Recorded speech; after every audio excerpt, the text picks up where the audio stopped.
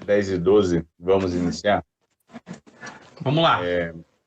Gabriel, Oi. só antes de você começar, cara, eu queria orar por você, mano, beleza? Amém. Senhor Deus, eterno Pai, muito obrigado, Senhor, por esse momento tão especial. Senhor, obrigado por essa oportunidade de nós estarmos reunidos na Tua presença, Pai. Mesmo que distantes um do outro, Pai, mas conectados, Senhor, de alguma forma. Deus, vem, Senhor, e habita nas nossas mentes nesse momento. Ilumina, Senhor, o nosso entendimento, Pai. Da sabedoria e discernimento ao Gabriel, Pai, para que ele possa apresentar, Senhor, o livro dele, o trabalho que ele fez com tanto amor, Senhor, e que seja uma bênção em nossas vidas. Senhor, muito obrigado, Pai, pela vida do Gabriel e por ele estar se dispondo, Senhor, a apresentar esse trabalho hoje. Muito obrigado, Senhor, e conduz esse encontro, Pai, com o seu Espírito Santo. Em nome de Jesus, eu oro e eu agradeço. Amém. Gabriel. Amém. Oi. Vai que vai, irmão. Beleza. Gente, primeiro eu queria agradecer, né, esse privilégio de poder estar aqui na ABC2 com essa comunidade de cristãos nerds, né, e que eu tenho um carinho muito grande. Inclusive, no meu livro aqui eu coloquei um agradecimento, né, para o pessoal da ABC2. Meu nome é Gabriel, eu sou formado em Direito, estou terminando minha pós em Direito Processual Civil. Durante o período universitário, eu fui muito atuante na ABUB, na Aliança Bíblica Universitária, e mais para o final do curso eu entendi de Deus que eu deveria escrever um livro sobre isso. E eu quero compartilhar com vocês hoje um pouco da minha trajetória, um pouco da minha opinião a respeito de coisas práticas que podem ajudar a gente para quem já passou da universidade, a poder orientar novos universitários, poder ajudar pessoas que estão entrando, enfim. A ideia do meu livro, ela é para início, né? Estou com ele aqui. Ele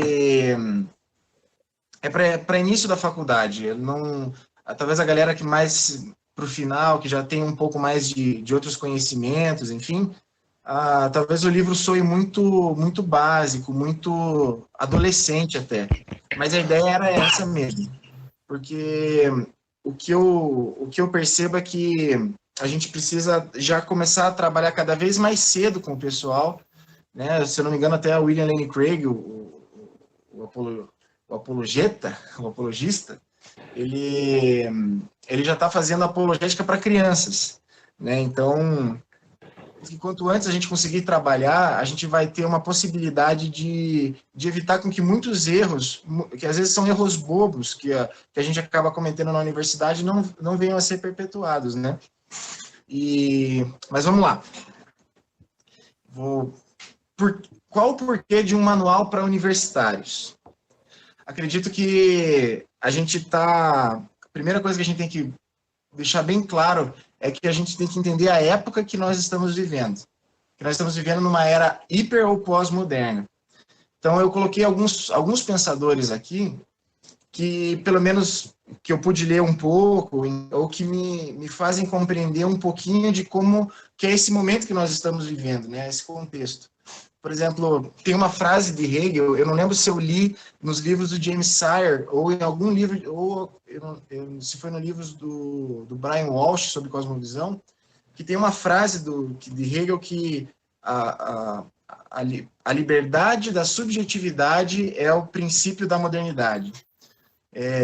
Ou seja, a gente está vivendo uma época em que você agora tem liberdade para ser quem você quiser ser, você tem a liberdade para manifestar aquilo que você quiser fazer. Não existe mais nada, nenhum obstáculo. Somado a isso, nós vemos Nietzsche também, né, da questão do super-homem, do Ubersmash, né, de você se tornar o próprio Deus, em que valora ou transvalora todos os valores, e você se torna aquele que julga o passado e define a tua vida, enfim, Deus morreu e agora você tem que assumir esse lugar. Se o pessoal pode comentar aí, né, se eu falar alguma heresia científica ou filosófica, por favor, me corrijam. Né? Outro personagem da modernidade que é muito influente hoje é o Freud. Né? Eu li aquele livro, O Triunfo da Terapêutica, do Philip Rieff, e ele é bem denso, esse livro, mas ele ajuda muito a entender como que hoje a gente busca ser agradado, a gente busca os nossos... como que eu posso dizer? A gente busca ser satisfeito, né?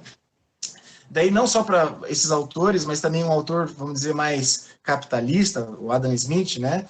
Que fala que a base da sua teoria econômica é buscar o próprio interesse, né? Uma frase do Adam Smith famosa, que eu coloquei até no livro, é que aquele que busca o seu próprio interesse traz um fim social muito melhor do que aqueles que propõem buscar um fim social. Essa é uma frase do Adam Smith, né? Ou seja, essa ideia assim de você que você faz um benefício maior para a sociedade a partir do momento que você busca os seus próprios interesses. Claro que eu vou questionar bastante essa frase no livro, mas também ajuda a gente a perceber que não é só num polo ideológico, talvez de esquerda ou de direita, mas a gente percebe que esse homem no centro, né, esse humanismo, ele está presente em praticamente todas as ideologias modernas, né, que a gente vê hoje. Eu coloquei também o Michael Berman, que ele tem um livro que ele faz uma abordagem sobre aquela frase de Marx no Manifesto Comunista, que tudo que é história se desmancha no ar, ou seja, de que tudo na sociedade é transitório, de que as coisas não são mais sólidas, e fazendo também, a gente lembra bastante do Zygmunt Bauman também, como outro cara que também toca nesse assunto. E essa era hipermoderna, ela não está só na universidade, ela não está só na sociedade, naquilo que a gente vê na TV, no shopping, etc.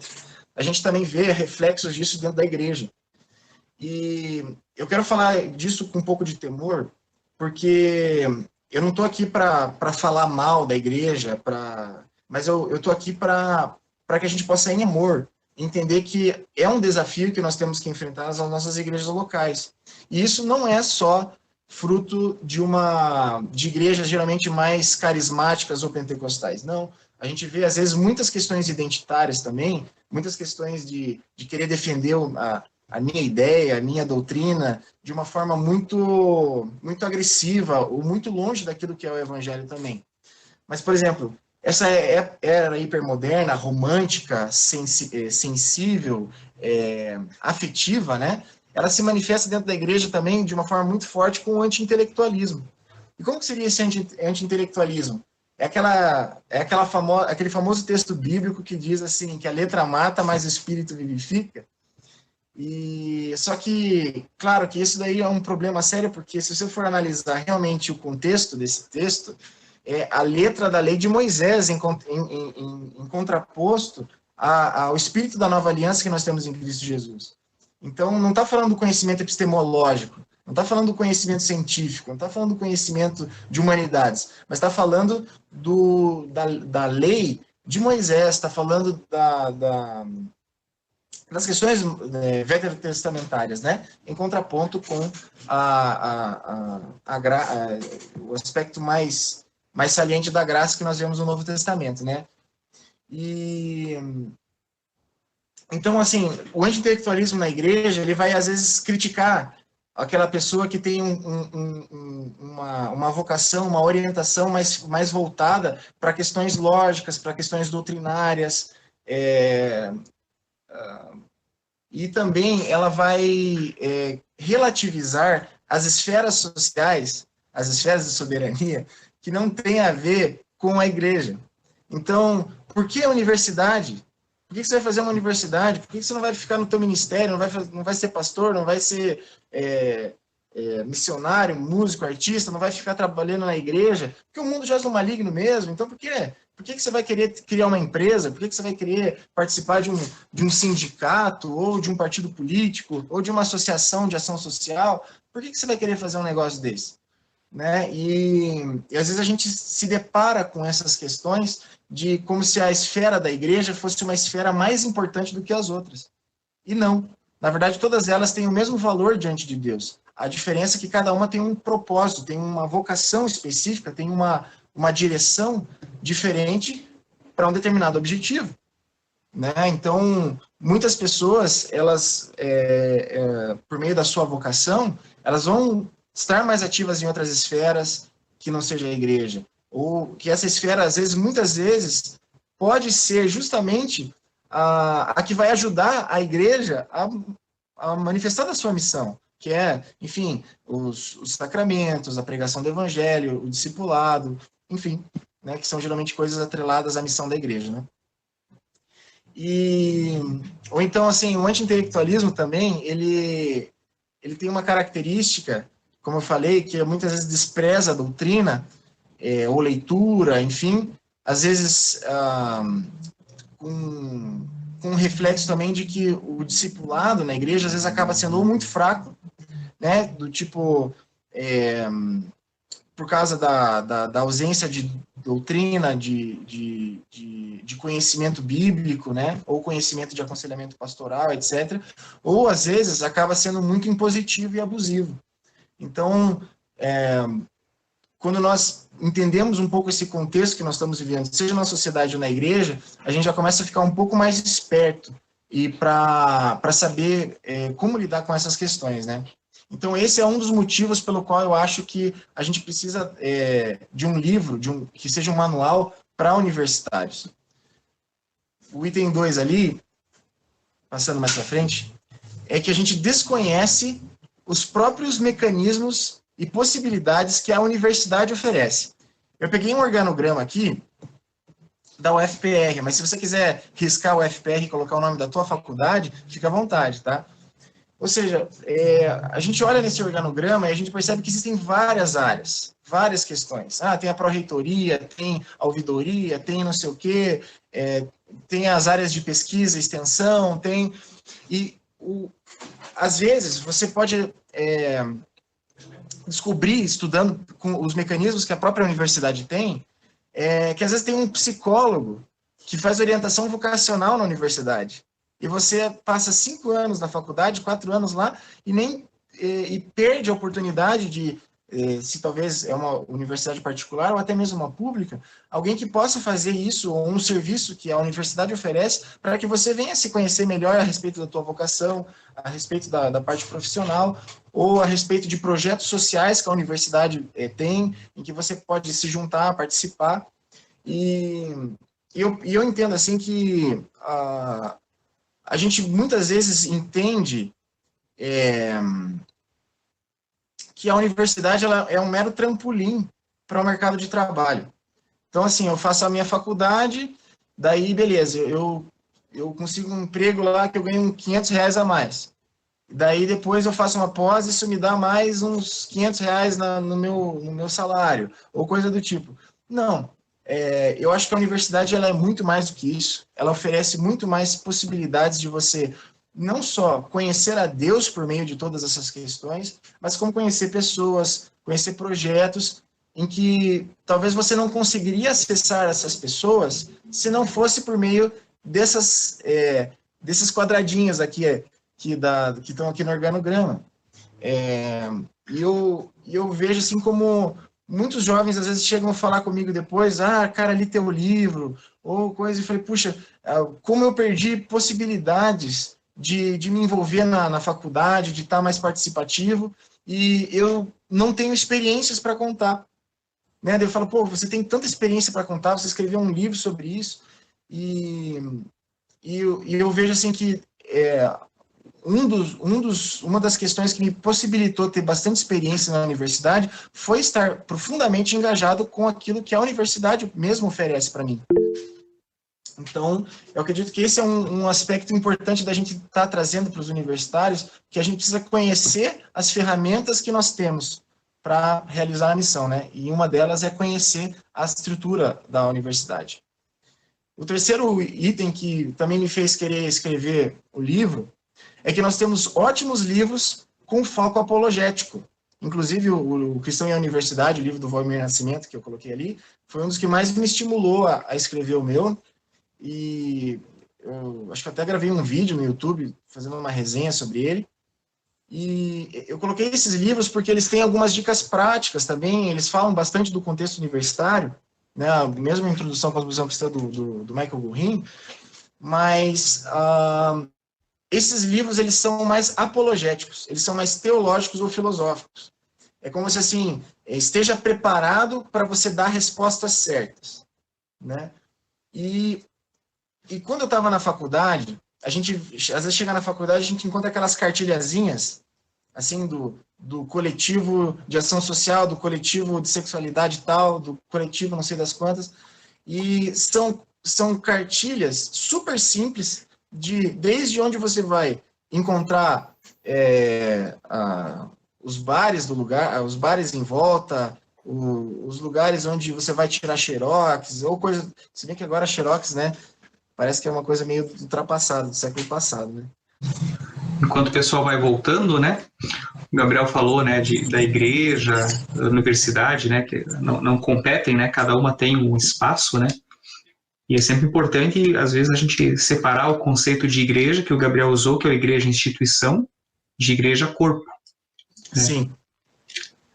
A igreja corpo é o que faz, é aquela que dá o peso igual para todas as esferas, tanto para a igreja instituição, quanto para a política, quanto para a economia e assim por diante. Porque às vezes a gente se empolga e isso, né? Não explica, né? E a gente está acostumado, né, a usar o igreja no sentido assim, aquela igreja onde eu vou, né? Igreja organismo. Isso. Igreja organização. Maravilha, eu acho que já voltou todo mundo e entrar podemos, Vamos continuar? Então, beleza. Eu trouxe esses 4 livros porque hoje no mercado são os outros livros que abordam essa questão do universitário assim de uma forma mais contundente, né? Só que eles são livros muito filosóficos, muito teológicos, muito apologéticos, né? Para defender ou para dar argumentos racionais para você ter respostas cristãs para os desafios que você vai enfrentar. Mas como eu estava falando, quando você chega na faculdade, você vai encontrar cartilhas. Cartilhas de como fazer tal coisa. Coisa simples, coisa bem mastigada. Pouca discussão filosófica, né? Você vai encontrar muitos autores, inclusive, de determinadas linhas ideológicas, não trazendo discussões filosóficas, né? Mas trazendo assim, ó, se você quer dominar na universidade, você tem que fazer isso, isso, isso e isso. Você tem que tomar esses lugares de fala, você tem que fazer tal coisa, você tem que falar com tal pessoa, você tem que conquistar, enfim. E às vezes eu percebo assim que o jovem universitário ele está entrando na faculdade e o problema é que assim ele já recebe uma carga de conhecimento com esses livros ou com teologias sistemáticas, enfim, só que parece que isso ainda é muito longe da realidade que ele vive. E eu acho que às vezes isso acaba cansando, ou falando assim, puxa, isso aqui na verdade não está ressoando no meu coração. Então eu tentei procurar escrever o livro de uma forma mais, vamos dizer assim, emocional, de uma forma mais simplificada e falando de questões práticas, porque eu sentia um pouco de necessidade. Gente, mais uma vez, o meu livro é a porta de entrada, tá? Esses outros livros que eu citei aqui, eles são aprofundamento, eles são complementações muito importantes. Inclusive, se eu não me engano, eu cito eles no final do meu livro como um guia de estudos necessário. Então, como eu falei, a gente precisa entender o contexto da sociedade que a gente está vivendo, seja na sociedade, seja na igreja. A gente precisa entender os mecanismos que a faculdade oferece. E 3, a gente precisa trabalhar também, pelo menos a ideia de escrever um livro foi por causa disso, de questões práticas, de que, primeiro, você não vai falar, cara, ó, pensa nisso, porque às vezes, muitas vezes, o universitário ele não sabe muito de nada, ele não sabe nem as bases da própria fé, né? A fé que os universitários estão chegando, os cristãos estão chegando na universidade é uma fé muito rasa, é muito baseada em sentimento, em worship, e às vezes essa base doutrinária acaba faltando na hora dos debates na universidade. Então, a gente precisa de uma questão mais prática, né? E aquele negócio, faz assim, depois a gente discute, sabe? Mais ou menos assim. Mas, enfim, esse é o início, né, a introdução. Vamos trazer algumas questões práticas agora, que é o cerne da palestra. E eu vou trazer algumas citações aqui, que são citações que marcaram muito a minha caminhada na universidade, ou seja, eram textos que eu li e que queimaram no meu coração e que me fizeram... e na hora que eu estava escrevendo o livro, essas frases simplesmente vieram, assim, ó. Eu só coloquei no livro porque foram frases que tocaram muito meu coração, né? Talvez um dos maiores clássicos, né, é o Cristianismo Puro e Simples, do C.S. Lewis, né, o nosso apóstolo das universidades. E esse texto, que está na página 50, ele tocou muito meu coração, porque ele fala assim, eu vou ler, eu sei que é chato ler essas questões, mas eu acho necessário. É por isso que as orações diárias, as leituras religiosas e a frequência aos cultos são partes necessárias da vida cristã. Temos que recordar continuamente das coisas que acreditamos. Nem essa, nem nenhuma outra crença pode permanecer viva automaticamente na nossa mente. Elas têm que ser alimentadas. Aliás, se examinarmos um grupo de 100 pessoas que perderam a fé no cristianismo, me pergunto quantas delas o terão abandonado depois de convencidas de uma argumentação honesta. Não é verdade que a maior parte das pessoas se afasta como se levadas pela correnteza? Eu gostei muito porque ele dá a dica. O C.S. Lewis nos dá a dica dizendo assim, ó, orações diárias, leituras religiosas, que envolve a Bíblia, né, e a frequência aos cultos, a comunhão. Alguns podem chamar isso também de meios de graça, né? E eu acho muito interessante porque não adianta a gente começar a querer pensar em missão universitária, não adianta a gente pensar em projetos, ações, etc., se a gente não pensar primeiramente na gente, se a gente não pensar no nosso relacionamento direto e pessoal com Deus. E não adianta, não existe resposta, aliás, a resposta é simples, mas ela não é muito fácil. Ela é uma disciplina diária de você orar, de você ler a Bíblia, de você ler outros livros da fé e também estar junto com os irmãos. Porque é isso que vai te dar força espiritual suficiente para você enfrentar os problemas. Muitas vezes você não vai ter respostas, e grande parte da universidade, eu tive debates em que eu não tinha resposta para dar, mas ao mesmo tempo, o amor, enfim, o Espírito Santo agindo no meu coração, me permitiu poder trazer, pelo menos, não uma resposta intelectual que as pessoas estavam querendo, mas trazer uma resposta precisa de Deus para a vida daquelas pessoas. Então, eu acredito que é muito importante a gente começar partindo do nosso coração e analisando como que está o nosso coração quando a gente vai entrar ou quando está na faculdade. No próximo slide, eu coloquei uma frase do livro, que muitas vezes também a gente acaba ficando meio desesperado quando os ateus, ou algumas outras pessoas de algumas outras ideologias, elas começam a questionar a nossa fé, que a gente acha assim que a gente não tem resposta. Até no início, antes de começar a reunião, eu estava conversando com o Purreca, e com o Oscar e com o Sobol, de que o que eu vejo é que os universitários eles não sabem que existe muito conhecimento bíblico, muito conhecimento filosófico, que são respostas muito boas para os problemas que nós estamos enfrentando.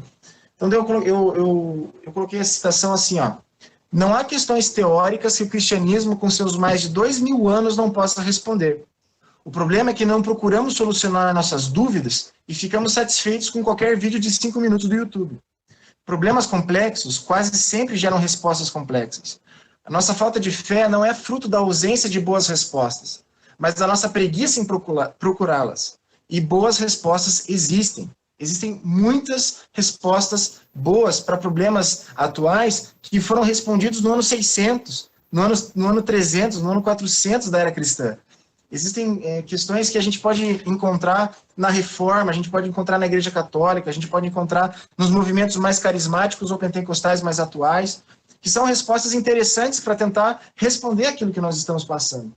E eu gosto dessa citação, assim, porque conforme eu fui estudando, eu fui lendo, eu fui percebendo que existem, e isso foi me confortando muito. Isso foi tirando a minha angústia de que o cristianismo era irracional, de que a fé é uma questão irracional ou coisa do tipo, porque, na verdade, se você for analisar bem, friamente, você vai ver que o cristianismo ele tem as melhores respostas para dar em resposta a outras religiões, a ideologias, ou etc. Porque nós estamos vivendo em um mundo criado por Deus, e um mundo criado por Deus reflete a glória de Deus. Então, eu, pelo menos, gosto muito dessa questão de acalmar as paixões do coração, as angústias de ser questionado na minha fé, a partir do momento em que eu começo a perceber que existem muitas respostas que o cristianismo pode dar. Eu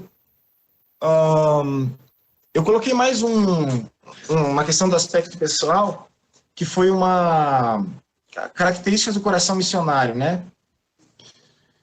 Esse texto, eu estava estudando ele quando eu estava terminando a faculdade, eu estava buscando em Deus uma orientação para delegar. Para quem que eu vou delegar o ministério universitário? Quem que vai assumir? E eu escrevo isso no final perto do final do livro, e onde eu discorro mais. Acho que eu não vou abordar muito essa parte agora, porque senão eu vou explicar o livro inteiro, daí vocês não vão comprar. Então, eu vou só deixar isso daqui. Aliás, esses slides eu vou estar divulgando, tá? Inclusive, eu deixei alguns links, mais para frente vocês vão ver que tem alguns links que você vai clicar no slide e vai poder acessar o site de alguma instituição ou os links para comprar o livro. Então, eu vou estar divulgando os slides mais para frente. Beleza, aspecto pessoal, beleza. Agora vamos para o corpo discente, que são os nossos colegas e amigos. Cara, não tem como. Se você não criar relacionamentos, se você não criar amizades, ser colega das pessoas, seja na hora das provas, seja para ser um ombro amigo, seja para estar do lado em alguma situação, um trabalho, uma atividade, uma pesquisa, etc., não vai ser possível você evangelizar. A finalidade da nossa missão é testemunhar a respeito de Jesus, é falar da salvação que Jesus nos oferece, que conquistou para nós na cruz. Então, se você ficar, às vezes, num viés muito virtual, não vai dar certo. Você precisa participar da vida, você precisa ter vida na vida da pessoa. E não adianta. A gente precisa realmente ter um esforço para a gente estar junto com os colegas, evitar ser influenciados por eles, mas como diz o Pedro Dutti, né, a gente tem uma escuta ativa. Antes da gente querer, muitas vezes, ter um lugar de fala, um lugar de evangelismo, a gente tem um lugar de escuta, um lugar onde a gente ouve os dramas que o pessoal está sofrendo, o que eles estão querendo. Né? Eu lembro uma vez que um ateu, cara, era um ateu que a gente discutia quase todo dia na faculdade, e às vezes ele me dava carona. E foi engraçado, porque um dia que ele me deixou na frente de casa, assim, na carona, e daí ele pegou e olhou para cima, assim, e falou, sabe, cara, eu até seria cristão se... E começou a abrir um pouco o coração dele, sabe?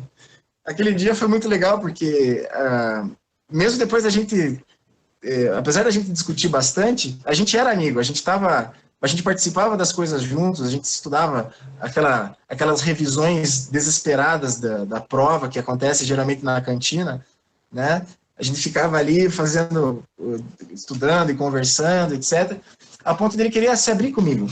Então, eu acho que essa é uma necessidade urgente que a gente precisa ter, porque às vezes eu vejo muita gente muito empolgada com o evangelismo, ou vamos fazer um culto aqui, vamos fazer um louvor na universidade, vamos fazer alguma coisa, e sendo que esse pessoal vai passar anos do teu lado, na sala de aula, vendo você nos teus dias bons e nos teus dias ruins. Então, eu acredito que se a gente não tiver um relacionamento muito forte com o pessoal da nossa sala, dos nossos colegas de sala, a gente não vai conseguir desenvolver uma missão frutífera, né? Então, corpo discente, beleza, vamos lá. Corpo docente, que é com os professores. Eu até fico Gabriel, pensando, né? Só antes ali de você partir para o corpo docente, o Bruno, você não quer fazer a sua pergunta pro Gabriel? Acho que o Bruno deu uma... Oi, não, eu estava só ajeitando aqui. Não, o que eu ia perguntar mesmo, até que eu coloquei, é que, por exemplo, assim, a maior parte das igrejas, elas trabalham com processo de discipulado. Né? Então, é uma coisa, a gente já se conhece há anos, a gente sempre conversou muito sobre isso. Como que é a tua perspectiva disso? Por exemplo, se você entende que o discipulado, para a vida até já da questão universitária, porque eu já vi algumas propostas nesse sentido, então eu queria ver da tua bagagem mesmo, assim. Você acha que teria que ser criada uma proposta diferenciada de discipulado no contexto do cristão universitário, né? Se você acha que tem que se ter algum foco específico, porque isso é uma coisa que eu tenho visto bastante. Tipo, o pessoal tem medo da galera se desviar quando entra na universidade, daí eles começa a pegar, tipo, o cara tá com 10, 11 anos e metralha de apologética e de um monte de coisa, porque assim, daí ele vai chegar nos 19, ele vai entrar na universidade, ele não se desvia, né? E a tua proposta aqui, pelo que você está apresentando, é diferente disso. É no sentido de, não só dar conteúdo, mas no sentido de formar esses propostas de relacionamento também, né? E como que você veria isso? Você acha que teria que ser algo diferente? Teria que se ter uma capelania específica só para acompanhamentos específicos para universitários? E se você me permite fazer uma extensão, eu vi que você vai falar de corpo docente, se você quiser responder agora ou responder depois, como é que ficaria para quem é acadêmico? Tipo, o cara é um professor universitário, um cara é um pesquisador e tal. Se você já pensou algo do tipo, digamos, teria que ter uma proposta diferente para eles também, porque às vezes os dilemas que eles enfrentam, às vezes não é o mesmo de um universitário. Cara, eu vou começar da segunda pergunta. Eu acho que um entendimento que me ajudou muito foi a questão da soberania das esferas, de você tentar viver a esfera acadêmica para a glória de Deus. Se você é um professor e você está abrindo grupos de pesquisa, você está buscando trabalhar autores, você está procurando ajudar os universitários, eu acho que isso é uma boa forma de entrada, né?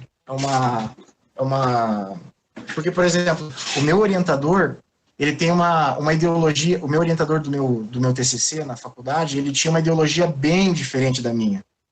Eu posso dizer até que ele era bem pós-moderno. Só que quando eu falei que eu queria escrever sobre um autor, sobre o Doiverd, na época, ele me deu liberdade. Ele falou, cara, escreve. Eu não vou te oprimir.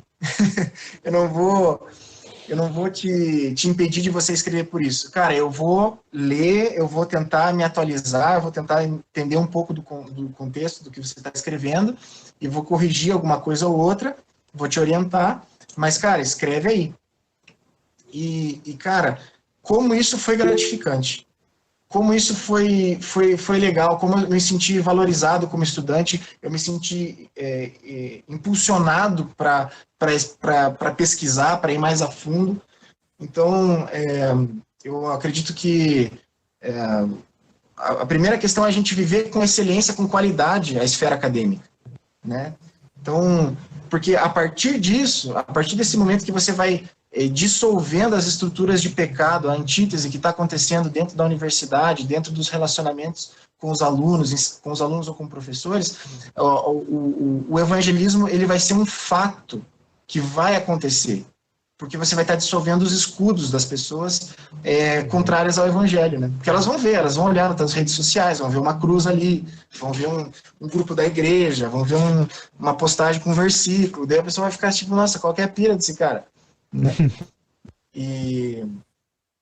E sobre a questão da capelania, da pastoral acadêmica, eu acho que é importante, eu falo sobre isso no livro,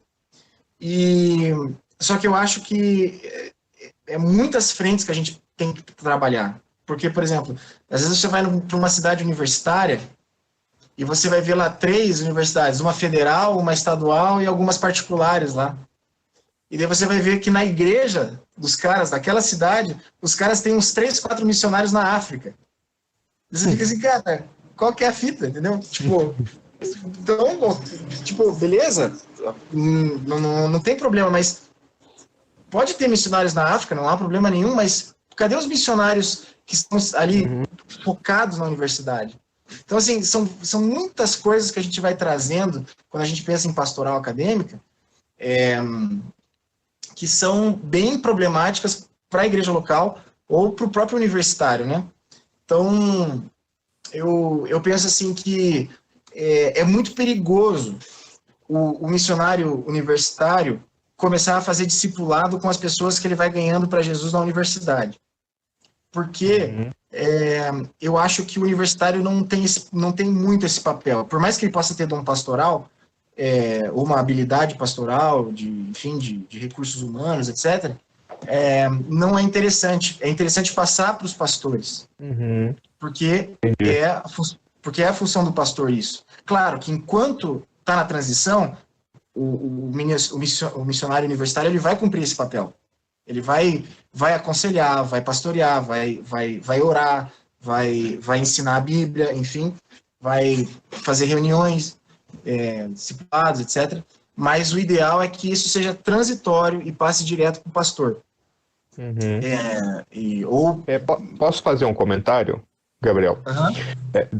Eu já estou relativamente fora da universidade há algum tempo, mas é uma coisa que de convivência com outras pessoas, até da época que eu estava da graduação, a gente nota muito. Muitas vezes, como você já está comentando, não se tem, às vezes, o interesse da igreja local, às vezes, nesse engajamento mais ativo no contexto universitário. Isso é um fato. Isso é uma questão de cultura e tal, você até traçou algumas coisas assim. Geralmente quem faz essa ponte mais direta são ministérios para-eclesiásticos, né? Que daí Sim, eu vou citá-los. Só que assim, o que eu vejo que às vezes acaba acontecendo é rivalidade, né? Então, às vezes acontece treta entre o pastor e o ministério universitário, que tem um grupinho de devocional, né, na faculdade. Porque quando você é universitário, ainda mais se você está numa federal, você vive na universidade, tá o dia inteiro lá, lendo, estudando, surtando, querendo pular numa ponte, mas você tá lá o dia inteiro, né? Então, às vezes eu vejo que acontece, às vezes esses tipos de rivalidade, eu já vi pastores que o cara se abrir e dizer, tipo, eu sinto que estão roubando minhas ovelhas, e às vezes falando uma linguagem bem evangélica, assim, às vezes os líderes dos ministérios para-eclesiásticos não prestam contas para ninguém. Isso é um câncer, cara. E daí o que acontece?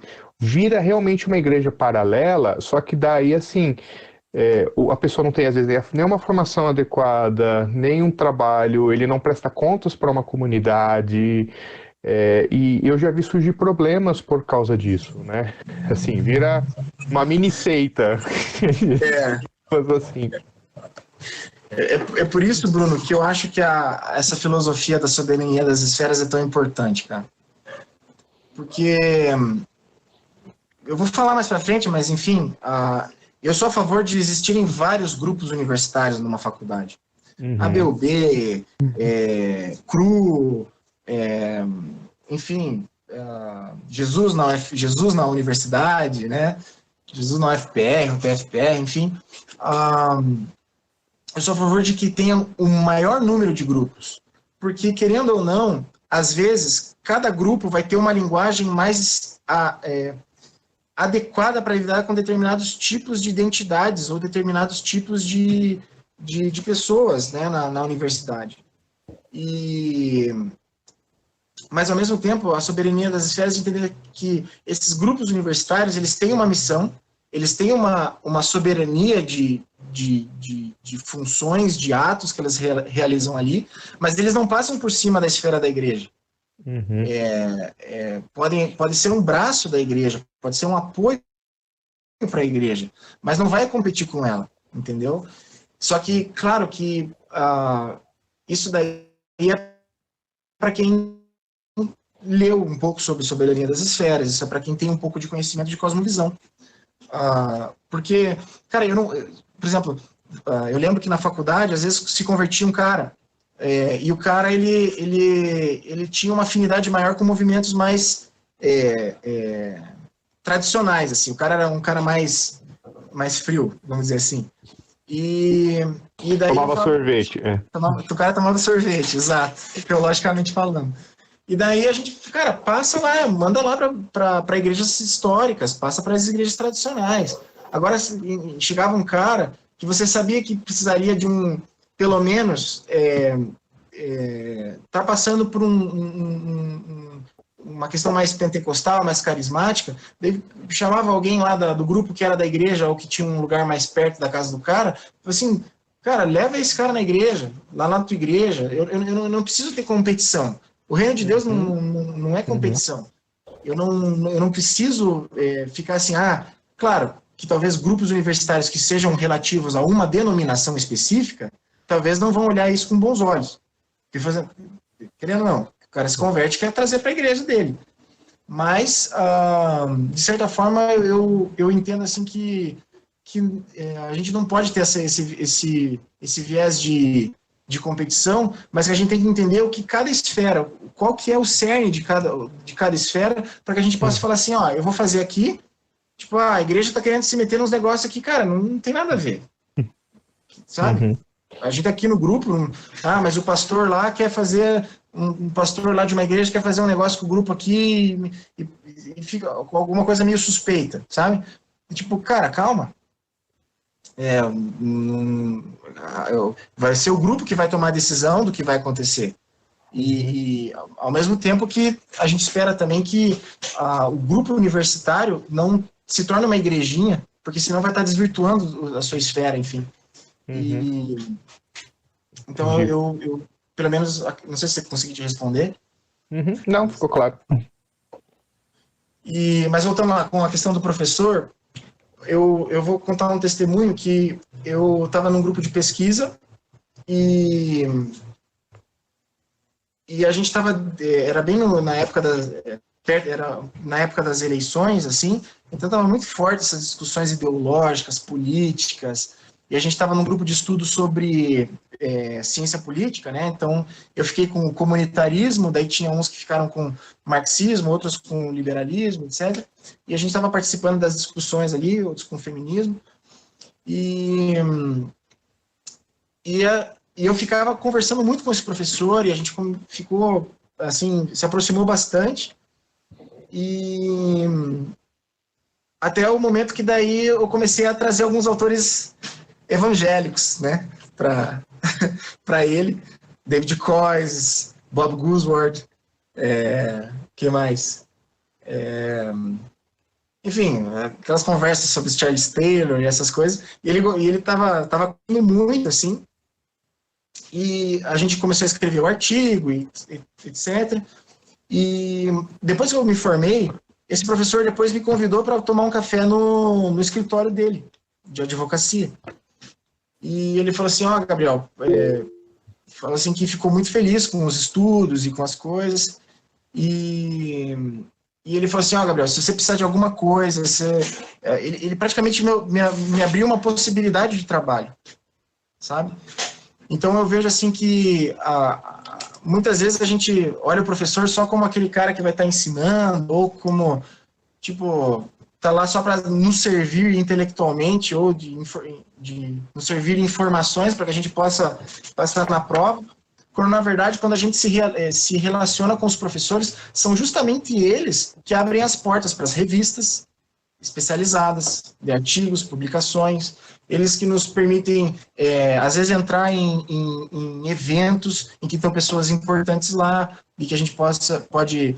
Eu lembro que um estagiário que a gente teve, ele começou a estudar direito desportivo, e eu comecei a conversar com ele. Falei, cara, por que você não participa dos congressos, não conversa com os professores, e começa a ir atrás disso, porque ele estava meio perdido, tipo, do que ele ia fazer, e o artigo dele estava muito bom, eu li, e daí eu falei, não, cara, fala com os professores, vai correndo atrás. Daí um dia ele pega e me manda uma foto, que ele foi para um congresso, não sei se foi no Rio de Janeiro, em que ele estava sentado numa mesa com praticamente os maiores autores de direito desportivo do país. Né? Porque o direito desportivo é um ramo extremamente específico, né? Praticamente a advocacia de times de futebol. Claro que não estou desmerecendo não, mas em resumo, o direito desportivo trata mais parte, principalmente no Brasil, que o futebol é muito forte. E ele estava todo feliz lá. E o artigo dele, como estava muito bom, caiu todos os professores, os doutrinadores da área ali, estavam comentando sobre o artigo dele. Então eu fiquei bem feliz, assim, porque eu vi um fruto disso daí, porque a partir do momento que você tem um relacionamento bom com os professores, você não entende o professor só como algo que vai te servir, mas você entende como uma espécie de possibilidade de honrar alguém, uma possibilidade de manifestar da graça de Deus, respeitando, honrando e entendendo que aquele professor ele é um mestre, que ele está ali, e que ele também tem os seus dramas. E aquele professor que eu tinha falado lá, que abriu o consultório para mim, ele teve uma vez também que ele abriu o coração comigo falando sobre dramas espirituais que ele estava passando. E eu pude aconselhá-lo biblicamente. Então, isso foi muito legal. Isso é muito gratificante, porque você começa a ter aquelas experiências tipo que os pastores contam no púlpito, assim, de que, cara, de repente você falou um negócio que você não sabe de onde que veio, de repente você deu uma palavra de conhecimento, de repente aconteceu alguma coisa. E por quê? Porque você está na situação, você está agindo ali, você está no meio, você está servindo, você está honrando as pessoas. E eu creio que essa é uma forma de que Deus te capacita, né? Deus te permite ser usado por Ele para abençoar a vida de outras pessoas, né? Bom, vamos passar para frente aí, porque acho que senão vai demorar muito. Pesquisa e extensão. Eu peguei uma frase do Lewis que eu gosto muito, que é: a boa filosofia deve existir, se não por outra razão, porque a má filosofia precisa de resposta. Em vez de filosofia, você pode colocar ali, os bons artigos na tua área de pesquisa devem existir, se não por outra razão, porque os maus artigos na tua área de pesquisa precisam de respostas. Então, assim, a minha dica prática é: participe de um grupo de pesquisa. Participe. Não pense duas vezes. Entrou na faculdade, já participa de um lá. Ah, mas não sei se eu gosto disso daqui. Cara, participa. Participa dos debates, participa de questões de extensões, né? Porque, cara, isso como eu coloquei ali, vai ajudar na tua escrita, porque você vai estar fazendo artigo, vai estar tendo que escrever, fazer resenha, fazer resumo. Você vai ter contato com os autores e temas acadêmicos daquele ramo da moda ali, porque, né, e os mais modernos, né? A universidade é que nem os gregos lá, que está em Atos 17, né? Os gregos adoram falar das últimas novidades, né? Então, na universidade você vai ver também que os grupos de pesquisa adoram as últimas novidades do direito, da ciência, do que for. Os grupos de pesquisa, eles ajudam a desenvolver o seu Lattes. E se você é uma pessoa como eu, que está procurando mestrado, está procurando seguir na vida acadêmica, você vai perceber como aquele grupo de pesquisa que você deixou de participar, ele contaria uma nota muito grande na hora de você passar no mestrado. Então, assim, você entrou na faculdade, por favor, não pense duas vezes. Participe de um grupo de pesquisa e extensão. Teve uma amiga minha que entrou num grupo de pesquisa sobre feminismo. Ela era da ABU. e ela estava argumentando a respeito do feminismo em Chesterton, né? O Marco deve ficar bem feliz com essa informação. E eu fiquei meio que ajudando ali um pouquinho, né, acompanhando ela ali, porque ela entrou numas discussões assim bem interessantes. E às vezes a gente não entende por que a gente tem que estudar esses autores, porque às vezes, cara, é chato, às vezes você ficar um cara que só destila ódio, só destila raiva contra o cristianismo, etc. E a gente não entende, às vezes, como que Deus pode usar daquilo para a glória dele. E um dos exemplos que eu dou disso é o exemplo do Thomas Reid e do David Hume, que o David Hume ele é praticamente de uma escola chamada de ceticismo, né? Ele trabalhou muito forte nessa área de filosofia da ciência, que aborda questões de ceticismo, etc. E ele causou uma revolução, né, na sua época, porque as suas teorias, as suas ideias reverberaram muito forte no meio acadêmico. E o Thomas Reid, ele era um teólogo e que viveu nessa época. Era contemporâneo de David Hume, e ele passou a vida inteira dele estudando a filosofia do David Hume para escrever e terminou num livro chamado A Investigação sobre a Mente Humana baseada nos princípios do senso comum. Se não me engano, é esse o nome do livro. Eu li até a metade, né, onde ele vai refutando os pormenores da filosofia do David Hume. Não tem como você, depois de estudar sobre filosofia da ciência em David Hume, você não passar por Thomas Reid. Porque Thomas Reid, ele simplesmente vai desconstruir tudo, né? Ou até mesmo elogiar os pontos fortes, ou os pontos em que há uma racionalidade ou há uma verdade no ensino do autor que não é cristão. E eu penso que nesses momentos de pesquisa e extensão, é a oportunidade que nós temos para estudar esses autores, sejam contrários ou a favor do cristianismo, enfim, para que a gente possa trazer uma opinião precisa sobre o que realmente o pessoal escreveu.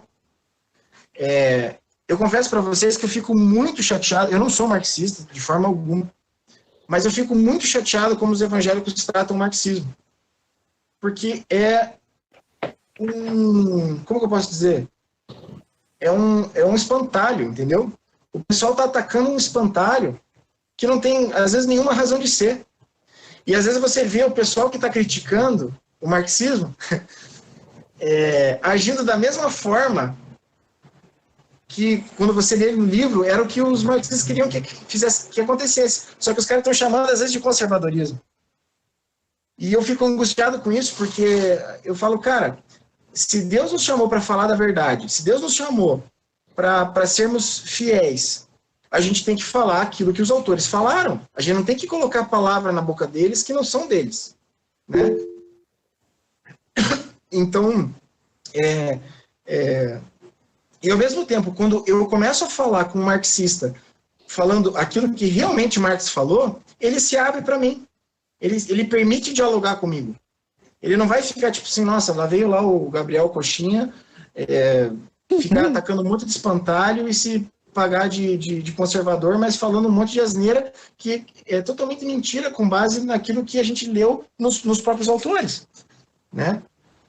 Então, eu acredito que a pesquisa e extensão, ela tem todos esses benefícios do teu currículo, etc., Lattes, mas ele também tem a possibilidade de nos tornar pessoas melhores e de pessoas que falam a verdade a respeito dos autores. Então, inclusive tecer críticas positivas e negativas, né? E quando você faz uma crítica bem orientada na faculdade, você, mesmo que o teu oponente discorde de você ou não goste, ele vai te respeitar pela tua fidelidade, né? Isso é uma coisa muito... Isso conta pontos, né? Se você quiser escrever um artigo numa revista, você pode até criticar os autores que são principais daquela revista. Mas se você fizer atacar um espantalho, você não vai nem passar pelo processo do concurso para ter teu artigo aprovado na revista, né? Grupos cristãos. Vamos lá. Existe uma forma certa de fazer grupos cristãos na faculdade?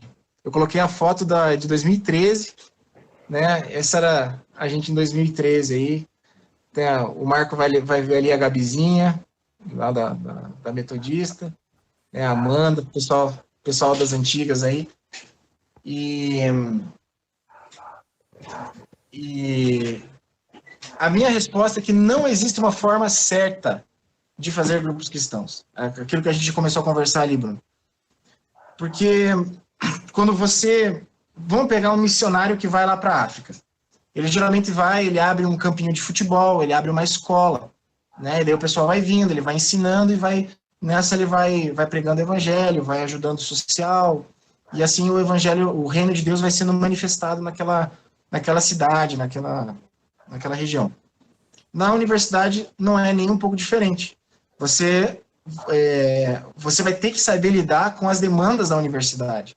E cada universidade tem uma demanda diferente. Por exemplo, as universidades particulares, vou dar um exemplo. As universidades particulares, elas são bem mais frias, elas não são tão calorosas. As pessoas vão lá, elas querem estudar, aprender, passar na prova e ir embora para sua casa. Geralmente tem um perfil assim. Agora, universidades públicas, não. Você chega lá, já vão te chamar para uma recepção de calouro, já vão fazer um monte de coisa, enfim, é uma dinâmica diferente. E eu dou um exemplo disso quando a gente foi tentar fazer uma recepção de calouros na PUC, na Unicuritiba e na Federal. E a gente tinha uma espécie de...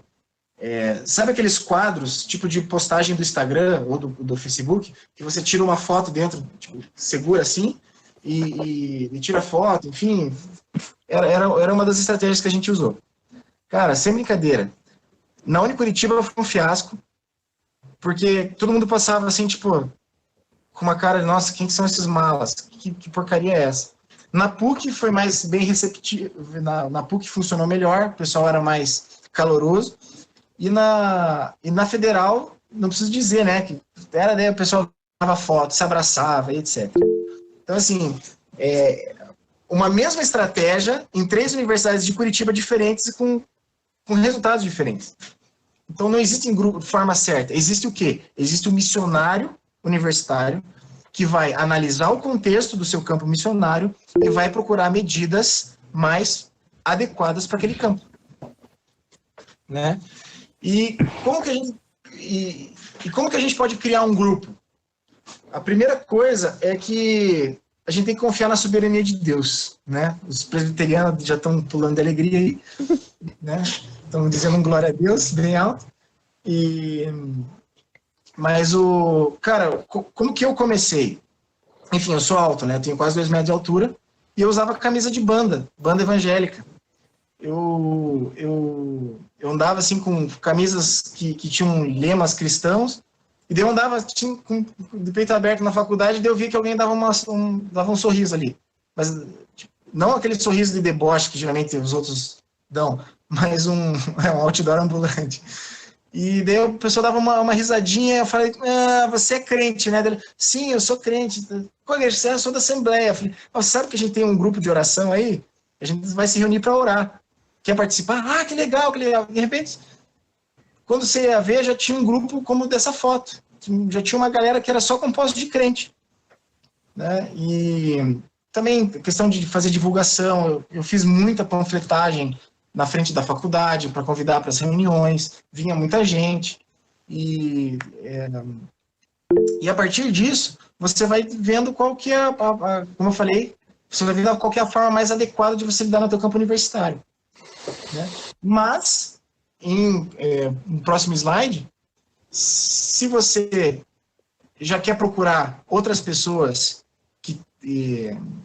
outros grupos cristãos, existem vários, né? Existe a ABUB, Aliança Bíblica, existe a CRU, existe a rede, né? Que ela faz um papel muito legal aí de conexão, né? Tem o Jesus na UFPR, eu citei esses 4, assim, que são geralmente, pelo menos aqui em Curitiba, são os mais famosos, né?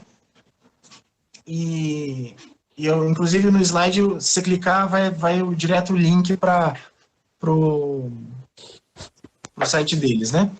E, cara, procurar encontrar a galera e conversar, trocar ideia, porque é muito bom, porque você vai sabendo como que Deus está se movendo também nas outras universidades, né? Então, com relação a grupos cristãos, questões bem práticas, procure grupos, veja se você conhece alguém, ou pergunte para o seu pastor, etc.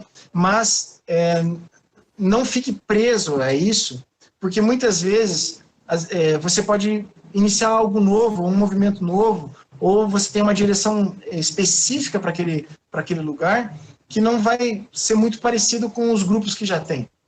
Então, da mesma forma como eu falei sobre a soberania de Deus, eu acredito que a gente também tem que entender que a terceira pessoa da Trindade, que é o Espírito Santo, é um Deus também de criatividade, de poder e de novidade de vida. E que a gente precisa estar atento ao Espírito Santo para ver o que ele quer fazer naquele lugar. Porque às vezes você pode querer se institucionalizar com uma ABU, por exemplo, e daí você está num contexto em que aquele viés mais institucional da ABU vai causar alguma espécie de problema, enfim, ou vice-versa. Então, as dicas práticas que eu dou nessa questão de grupos cristãos são essas. Vamos lá, conclusão. Gabriel. Oi. Fique tranquilo com o tempo. O Sobol tinha uma pergunta para fazer nessa questão de grupos. Se puder falar, Sobol. Pronto, vamos ver se eu consigo entrar aqui. Fala um pouquinho mais alto, Sobol. Tá. Tá me ouvindo? Sim. Maravilha. A gente está vendo aí uma junção, a Jéssica está presente aí, você participou bastante de iniciativas nas universidades. Essa junção que está acontecendo de ABC2 com as iniciativas, aqui em Curitiba, dentre esses 60 e tantos grupos que existem no Brasil de ABC2, aqui é um dos exemplares, e eu acho que a tua produção de material, as tuas palestras e também dos outros, como por exemplo a Jéssica e outros que estão fazendo isso, contribuem para que a gente aqui tenha um núcleo até formador de pessoas, porque a Jéssica tem falado que em outros grupos aí, eles têm se espelhado na rede de Curitiba para criar aplicativo, para saber como é que funciona essa junção das iniciativas. Então eu acho que nós estamos diante de uma oportunidade de pensar mais seriamente, de uma forma mais madura mesmo, em fazer materiais, que é coisa que você está fazendo. Eu queria saber, do alto da visão que você tem hoje, tendo participado como você participou e tendo feito livro como você fez, o que você acha que tem de carência para ser produzido na atualidade? Que talvez a gente tivesse pessoas aqui que pudessem fazer. Cara, uma vez eu tive o prazer de conversar com o Davi Lago e ele falou um negócio que eu achei muito legal, que a missão universitária ela tem 3 degraus. O primeiro degrau é o que a gente vê da rede, da CRU, da ABU, do Jesus na UFPR e de outros grupos, que é o de evangelismo mesmo, é o de fazer estudo bíblico, de estar participando um da vida do outro. Daí tem o segundo nível da missão universitária, que é onde eu colocaria a ABC2, é onde eu colocaria a Anajuri, é onde eu colocaria psicólogos cristãos, é onde eu colocaria essas associações mais de classe, que sejam mais especializadas, porque elas vão produzir conteúdo agora para santificar a sua área do conhecimento. Ou seja, nós vamos produzir questões do direito que não é só que sejam biblicamente orientadas, mas que sejam adequadas com a realidade que Deus criou para o direito. Ou para, que nem o Leonardo Cunha aí que está aparecendo nos comentários, ele está escrevendo já sobre medicina, healthcare, né? Junto com o Doivert, lá em Santa Catarina. E Ou seja, já é um outro nível já, que é um nível onde a gente já começa a estabelecer uma mudança, um paradigma novo nas nossas áreas de atuação para a glória de Deus. E o terceiro e último nível seria o nível de políticas públicas, que é quando daí a participação essas mudanças, esses conhecimentos que são criados pelos universitários ou pelos acadêmicos cristãos, professores, etc., já começa a mudar um paradigma da sociedade como um todo. E eu acho isso muito legal, porque a carência que eu vejo é que tá certo que eu fiz isso, mas eu não recomendaria. Mas por exemplo, assim, você é um universitário cristão, você não precisa entrar na faculdade e fazer um TCC que tenha a ver com o cristianismo, mas que busque melhorar aquela área do conhecimento. Então, assim, eu vejo que a gente precisa de cristãos que, nas suas áreas, nas suas graduações, nas suas pós, mestrados, etc., proponham, nas suas pesquisas, conhecimento específico para aquela questão. Então, por exemplo, cristianismo e biologia, cristianismo e transhumanismo, cristianismo e engenharia civil, cristianismo e engenharia de produção, cristianismo e filosofia da alimentação. A gente precisa de crente que produza conteúdo relevante. O C.S. Lewis fala sobre isso no livro Ética para Viver Melhor. Ele fala assim que você chega na faculdade, você vai perceber que todos os doutrinadores são de uma determinada linha, ou são de uma determinada religião, e isso vai afetar a tua religião.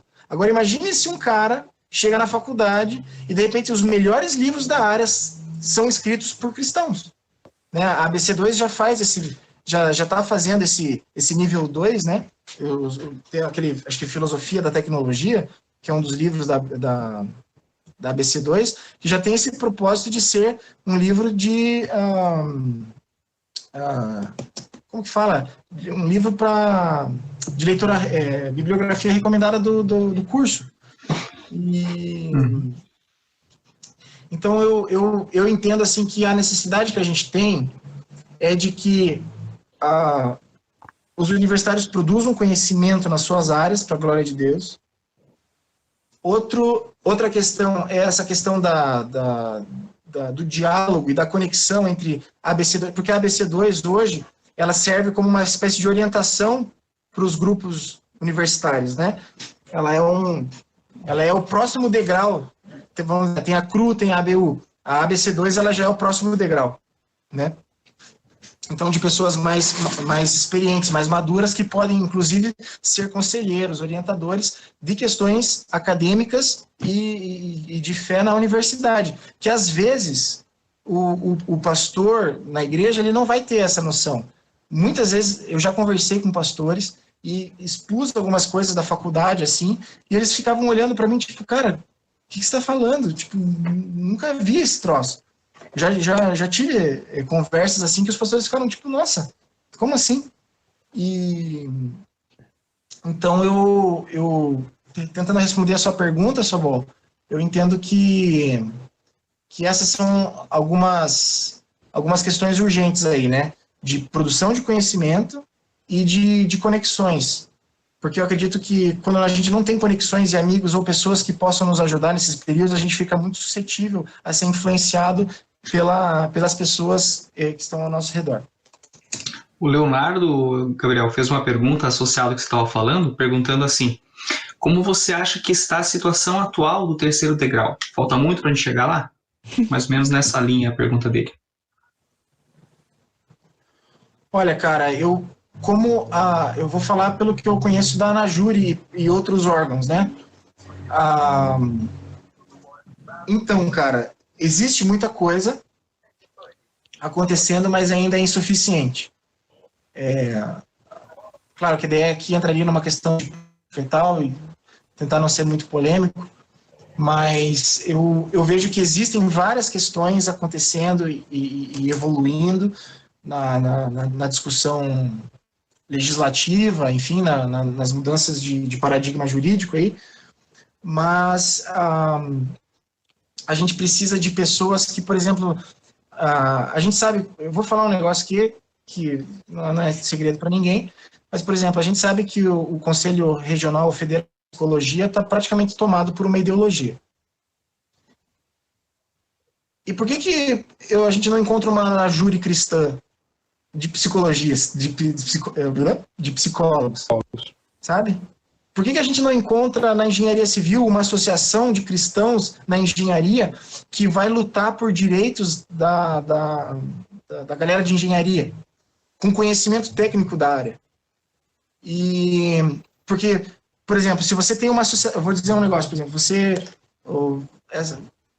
uma associação de engenheiros de produção cristãos, sei lá, vamos supor que existe essa associação. Eles já estão formados há mais de um ano, essa associação já está funcionando, já tem estatuto, já tem tudo certo, e acontece alguma mudança legislativa, alguma coisa que vai prejudicar bastante a galera da engenharia de produção. Você pode, por meio de um advogado, entrar e participar de discussões até no Supremo Tribunal Federal.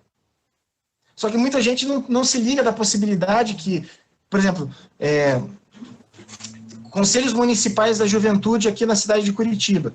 Você vai ver que os cristãos, eles chegam assim com uma superestrutura. Uma igreja, por exemplo, vem uma igreja lá com um atendimento social de 200, 500, 1.000 pessoas no mês. Só que você vai ver também lá no conselho que vai ter 50 coletivos de bairro, cada um com direito a voto.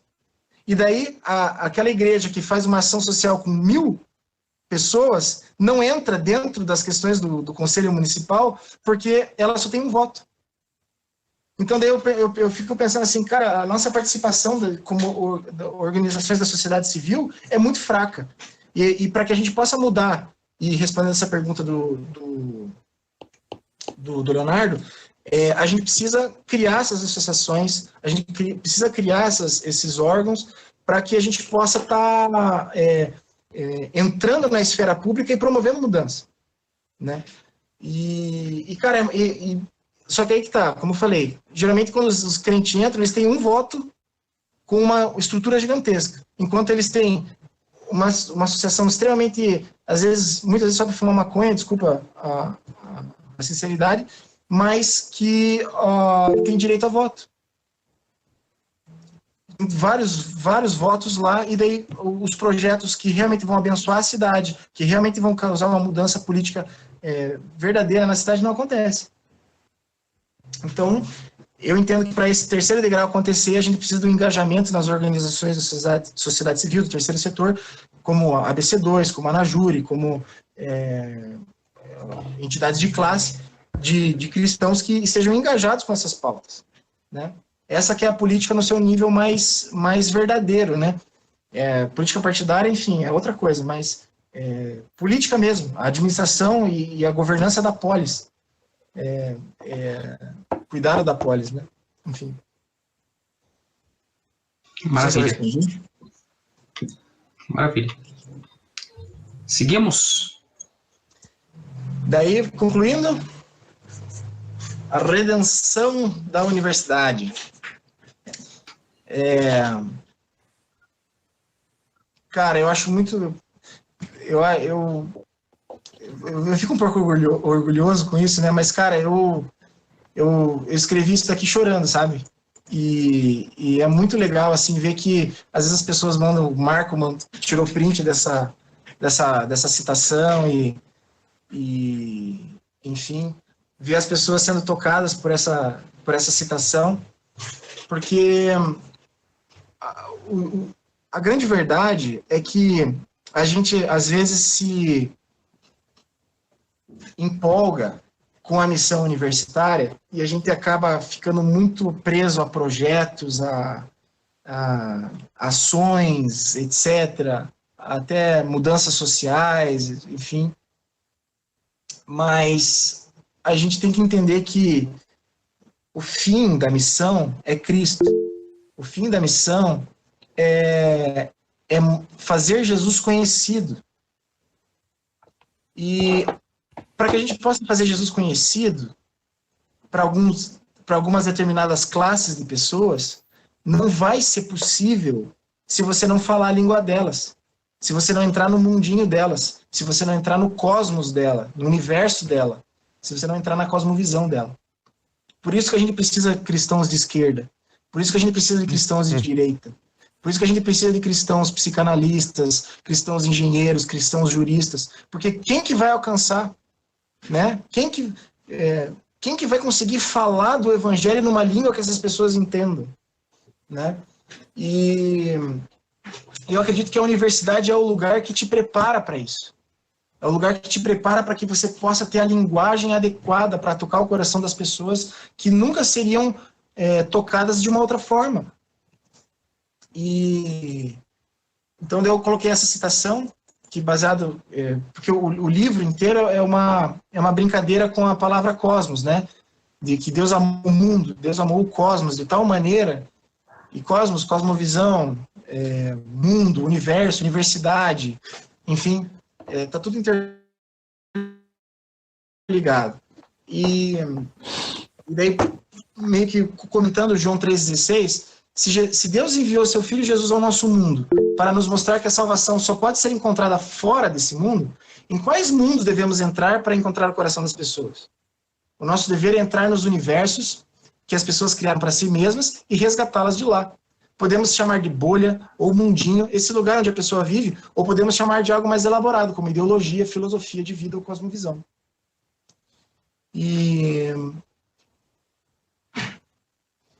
Então, assim, eu lembro de uma vez que eu estava conversando com uma colega de turma, e ela bem feminista, bem marxista, assim, e eu liguei a chavinha marxista na cabeça, assim, e comecei a falar com ela sobre o fetichismo da mercadoria, sobre a opressão, sobre a luta de classes e tal, e tal, e tal, e tal, e tal. E a menina, cara, foi conversando comigo, a gente, aquele maior papo de maluco, né? Só que daí, no meio da conversa, eu peguei e falei, pois é, mas também não dá para concordar com tudo, né? Daí eu já comecei a trazer questões do evangelho. E ela participou de algumas reuniões da ANAJURI, da ABU. E então, assim, foi muito legal, porque eu pude experimentar como sentir o que ela sente também, né, de entender o drama que ela estava passando e conseguir falar numa língua em que ela conseguia expressar a dor dela, ela conseguia expressar o sentimento dela, e eu consegui, daí, trazer o evangelho por dentro, né? Isso eu acho que foi uma experiência muito marcante para mim. E a universidade é esse lugar, o próximo slide, né? A universidade é a chave para conseguirmos desenvolver com inteligência uma cultura que caminha sob os trilhos da palavra de Deus e que marcha a todo vapor rumo a um destino glorioso. Resgatando a universidade, resgatamos o universo. Se na universidade criamos formadores de opiniões nas ciências exatas e humanas, podemos fazer uso delas para encontrar o objetivo cristão do desenvolvimento cultural, o Shalom. E aqui que é o legal, porque se você, na tua área de pesquisa, se você na tua universidade, você procura manifestar da glória de Deus, não só no sentido evangelístico, mas no sentido da própria universidade em si, você vai trazer a paz de Deus para aquela universidade, porque você vai trazer mecanismos que estão alinhados com a realidade criada por Deus. Então, a partir do momento que a gente resgata a universidade, a gente resgata esse lugar onde as pessoas se propõem a estudar sobre o universo, sobre a universalidade do conhecimento, a gente pode resgatar o universo de novo para a glória de Deus, nas suas infinitas possibilidades de áreas, de assuntos e pautas, etc. O próximo slide já está acabando. Um dos riscos que a gente corre na missão universitária é que a gente acabar se empolgando demais com as coisas, se apaixonando demais e usando da graça de Deus e da misericórdia de Deus só como um boost, só como um apoio para que a gente consiga aquilo que a gente quer. Que que é errado. Na verdade, o que a gente precisa entender é que na universidade nós já estamos em uma missão divina que veio da cruz, né, que veio da criação, que toca a terra, manifesta os princípios do reino, toca o coração das pessoas e traz a paz. O Shalom é o final de tudo. O Shalom é o lugar onde as coisas existem para a glória de Deus. É onde todas as coisas funcionam de acordo com a vontade de Deus. Então, é um lugar onde o funcionalismo público funciona segundo a glória de Deus. Onde o direito funciona segundo a glória de Deus, onde a engenharia, onde a psicologia funciona para a glória de Deus. E, então, o objetivo final é o Shalom, né? É onde a gente vê a presença de Deus, tudo, o universo em sintonia de novo com o Criador, né? Enfim, daí esse daqui é um slide mais para a gente visualizar um pouco melhor também, né? E para terminar, uma frase do nosso querido Pedro Dutti, né? Que acalmou muito meu coração quando eu terminei de ler o livro dele, que é A Fé Cristã e Ação Política. Ele fala assim: quando a lealdade dos nossos corações está na esperança evangélica do Shalom de Deus, por meio da restauração da sua ordem criacional, o que nos resta fazer não é uma reengenharia de todas as esferas da vida. Antes, precisamos fazer com que cada domínio sobre a nossa responsabilidade volte a obedecer a Deus e satisfazer-se nele. Cara, eu acho espetacular essa frase, porque a gente tem uma tendência a querer levar o nosso ministério como uma espécie de megalomania, assim. Não, vamos ganhar o mundo, vamos mudar o mundo, vamos ser history makers, vamos mudar tudo a sociedade. Não. Deus não te chamou para isso. Deus talvez pode ter chamado, nesse momento, os políticos para fazer essa reengenharia social, porque é a responsabilidade deles. Mas enquanto eu estou na universidade, a universidade é minha responsabilidade. Eu não preciso ficar desesperado com política, eu não preciso ficar desesperado com outras coisas, eu preciso, na verdade, deixar a minha gaveta de meias arrumada. Eu preciso fazer aquilo que Deus me confiou. Se eu for fiel no pouco, Deus vai me ajudar a ser fiel no muito também. Então, mas qual que é a minha responsabilidade real? Pare e pense na tua vida hoje, na universidade ou onde você está. Quais que são as minhas responsabilidades? Porque às vezes a gente fica tão focado nessa megalomania ministerial que a gente esquece de fazer aquilo que Deus nos confiou e que é simples. Às vezes eu fico assustado com aquilo que Deus me permitiu viver na universidade. Porque eu simplesmente procurei ser um cristão que dá testemunho do evangelho, que participa das coisas da faculdade, que procurou estar junto com os professores ali, enfim, ter um diálogo aberto com o pessoal dos diretórios acadêmicos, enfim.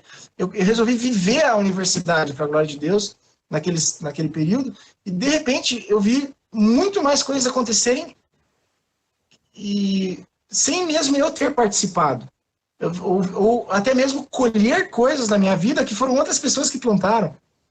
Então eu acho que esse é um segredo que o Pedro Dutti dá e que eu concordo, que a gente não, quando a gente está na universidade, a gente tem que fazer o básico, tirar boas notas, ser amigo, ouvir a galera, fazer um grupo de oração ali, pode não ser ABU, pode não ser nada, mas fazer alguma coisa ali e ser fiel no testemunho cristão, e de repente você vai vendo que Deus mesmo vai abrindo e vai abençoando. Então, é mais ou menos essa questão que eu gostaria de encerrar, né?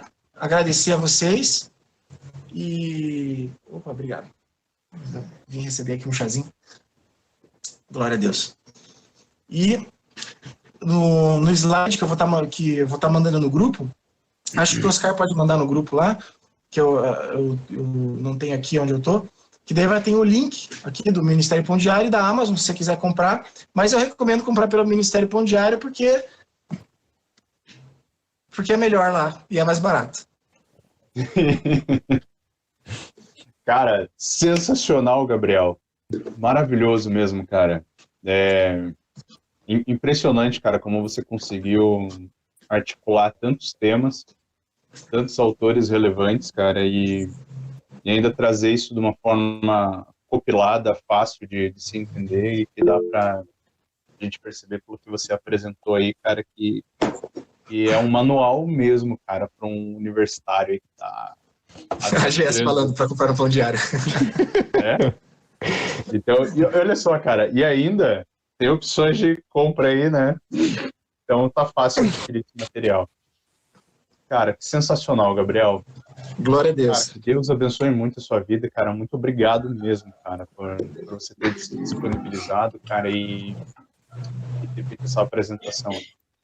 Eu acho que agora, né, nesses 15 minutos finais, aí, acho que a gente pode permitir que o pessoal abra, né, os microfones para fazer pergunta, né, sem problemas, e vamos aí até meio-dia.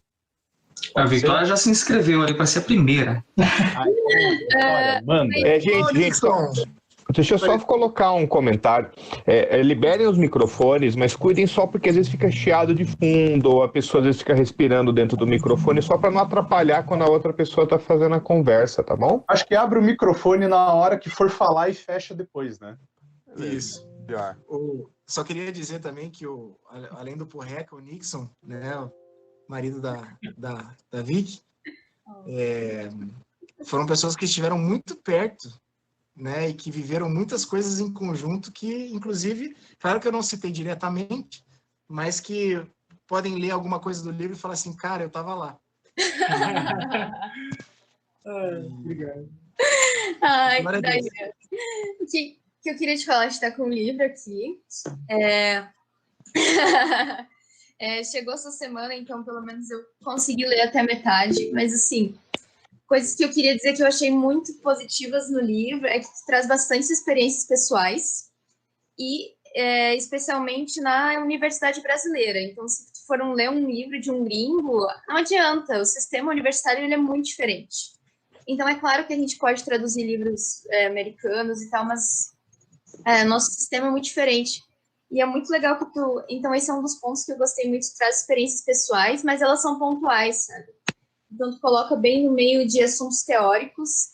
Eu achei, por exemplo, eu estava lendo o capítulo que tu fala sobre cosmovisão, eu achei incrível a didática do capítulo, sabe? Nossa, eu achei que tu colocou de uma maneira tão acessível. Tipo, eu vou mandar para os meus irmãos, eu quero que eles leiam. O meu irmão entrou esse ano na faculdade, sabe? Eu queria muito também ter lido isso mais no início da faculdade, né? Então, eu gostei muito do jeito que tu dilui, assim, os conceitos. É uma maneira bem introdutória e acessível. E outra coisa que eu gostei bastante também é que tu fala de uma maneira bem séria para jovens, sabe? Tipo, tem muito material para jovens que tratam os jovens de uma maneira meio infantilizada, sabe? Nossa, é sério, é bastante coisa, assim, que não atrai muito e tu coloca o jovem bem de uma maneira bem responsável, assim. Eu gostei muito disso também. 3 comentários bem rápidos, na verdade, são sobre coisas que me chamaram bastante atenção. Legal, glória a Deus. Essa parte do jovem, eu não posso negar que a galera está vindo com cada vez menos leitura, menos conhecimento da vida, etc. Mas me parece que ninguém também está preocupado em entender o coração da galera. Porque não adianta, cara. Você pode dar uma tonelada de apologética, o cara vai continuar sendo babaca. Desculpa. Você pode, cara, fazer, às vezes, o serviço pastoral irrepreensível e o cara não vai. Ou vai continuar se sentindo como se fosse um abismo de relacionamento com a pessoa. E ao mesmo tempo, não tem como negar a responsabilidade do universitário quando está na universidade, de que não existe um grupo perfeito, um grupo certinho que vai, né? Mas ele tem uma base de fé reformada. Cara, não significa nada, né? O o que vai mostrar assim, cara, você precisa entender aquilo que Deus quer que seja feito na universidade, você precisa de relacionamentos, contatos, etc. Precisa ter maturidade, precisa estudar, né? Então, assim, é complicado. Mas acho que essa tentativa de entrar no cosmo do universitário, e sofrer o que ele sofre, eu acho que ajuda muito, assim, ajuda muito. Uhum.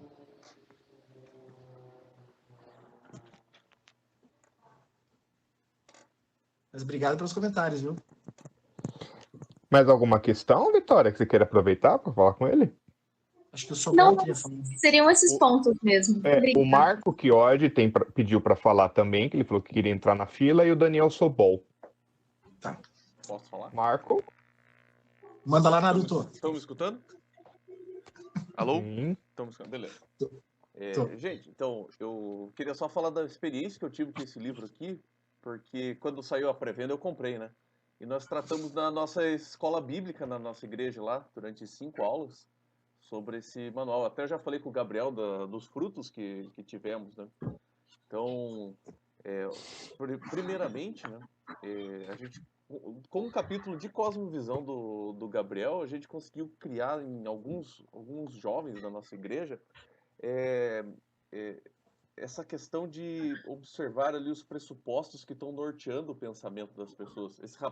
Tinha um rapaz que ele era professor, ele era cristão, mas ele era extremamente marxista no pensamento dele. E quando ele leu o livro do Gabriel, né, porque ele era um dos professores, ele me ligou, ele falou assim: Marco, eu não sei o que fazer agora, porque tudo que eu aprendi de educação na faculdade era marxista. O que eu vou fazer? Daí foi bem no dia. Daí o Porreca tinha mandado aquele link lá de pedagogia cristã no grupo lá. Daí eu falei: cara, eu não sei, tem esse grupo, tem essa coisa aqui, ó, faz lá. Depois me conta. Então, Glória a Deus. Um dos frutos, assim, né? Outros. E como eu falei, esse rapaz é professor de escola pública aqui em Curitiba, em dois colégios. Então ele já vai começar a trabalhar isso com as crianças também, de ensino médio e ensino fundamental. Então já tivemos alguns frutos só de trabalhar isso daqui na escola bíblica.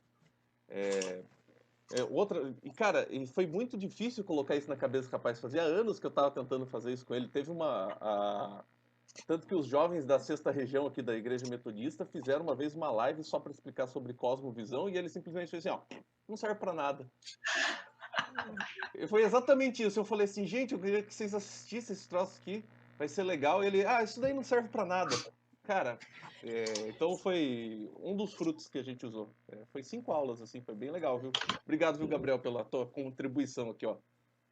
Cara, glória a Deus, mas sabe que tem muita semente tua aí, né, cara? Pelo que você falou aí. Né? Então, glória a Deus, cara, porque Deus vai usando uma semente aqui, outra ali, uma hora... É Deus quem dá o crescimento, né? Mas ali...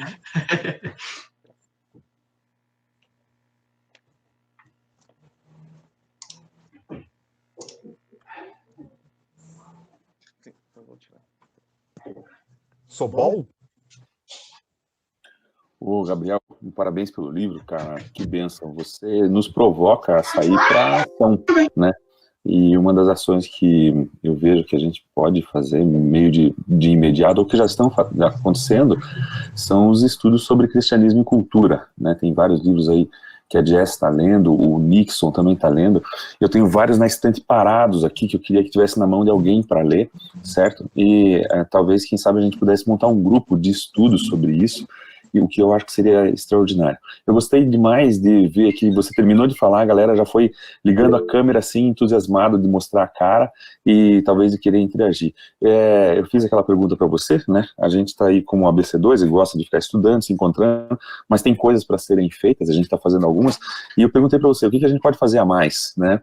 Como é que a gente integra bem com as iniciativas cristãs nas universidades? Eu queria ouvir alguma coisa da Jess também, ou se você tem alguma coisa para dizer, Jess, tá faltando tal coisa, ou Jess, você podia dizer assim, ABC2, a gente sente falta de não sei o quê.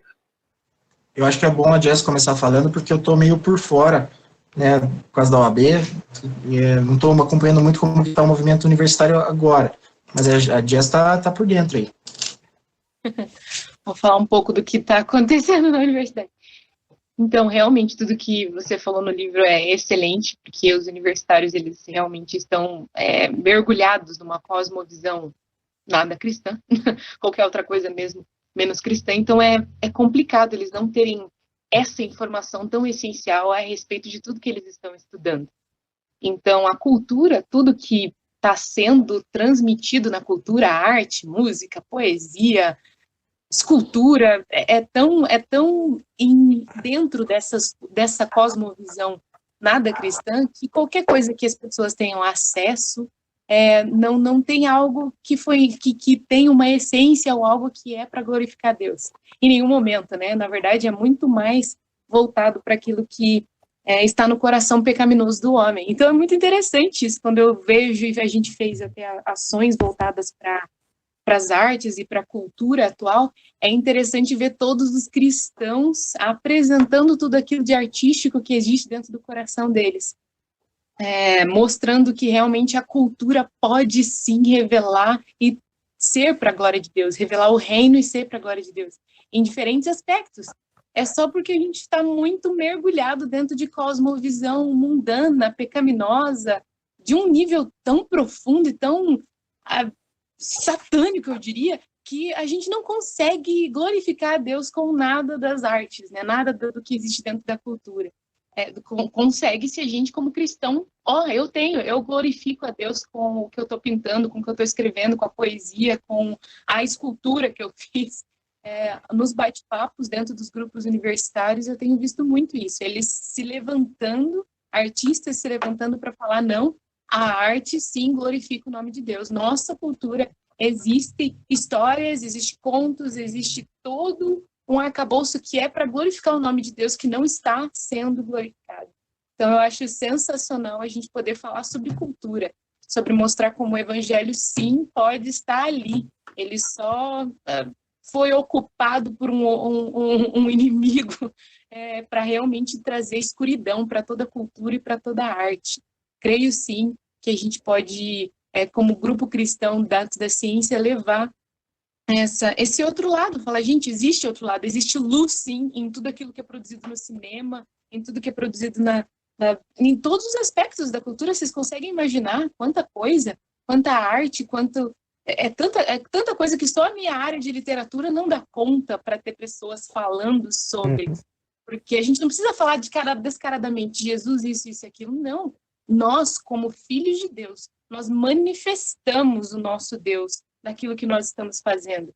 Como filhos de Deus, nós proclamamos o reino na área que nós estamos atuando.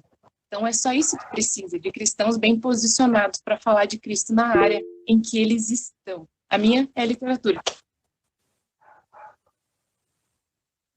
É isso, eu não sei o que eu ia falar mais. Não, a questão é maior assim, você citou a situação todos os universitários, eu queria só que você, se puder entrar em algumas coisas mais específicas, por exemplo, como agora eu sei que a Semana do Avivamento vai ser toda online, né, porque a gente está num outro tipo de demanda, vocês estão tendo, todo mundo está tendo que se adaptar a um monte de coisa, mas assim, considerando, por exemplo, a questão do nosso próprio grupo da BC2, quais são as demandas que você vê que é o que está surgindo mais de necessidade dentro das dificuldades que vocês estão enfrentando? Quais são os pontos que você vê que está faltando, por exemplo, está faltando as formações específicas, às vezes está faltando material, às vezes está faltando livro, o que seria mais assim? Eu vejo que vocês, como cristãos da ciência, já responderam e já têm as respostas de muitas das perguntas que os universitários constantemente vêm nos grupos e fazem. As primeiras relacionadas à ciência e à fé, vocês já têm muitas respostas. As temáticas sobre cosmovisão, vocês também têm resposta.